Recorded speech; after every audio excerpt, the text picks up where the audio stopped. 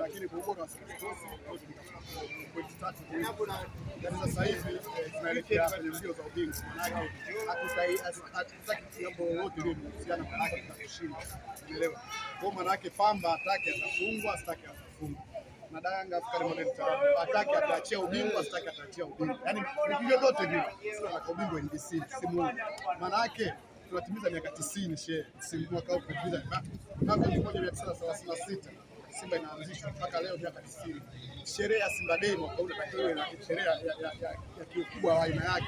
Maana yake tusherekee umri wa miaka 90 kutoka kuanzishwa kwa Simba. Pili, tusherekee ubingwa baada ya kukosa miaka 4 mfululizo. Tatu, tuende kutambulisha wachezaji wenye viwango vya hali ya juu zaidi ya hawa kina Anset. Unaelewa?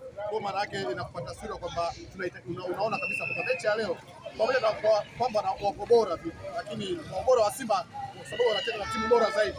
Maana yake ubingwa pointi tatu atakiachia. Wanasemaje?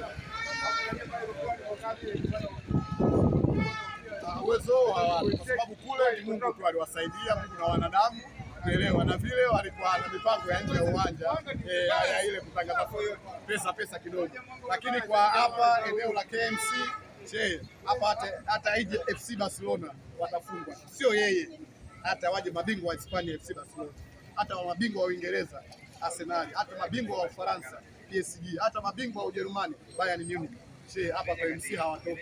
Kwa hiyo sio Pamba. Goli ni 3 na kuendelea. Yaani ataki ataachia 3 na pointi 3. Asitaki atafungwa 3 na pointi 3. Simba ni hatari. Bora, yani ni rahisi kuzuia tena na mwendo kasi kuliko kuzuia Simba.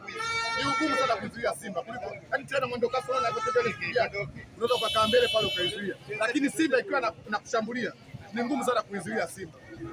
Asante sana.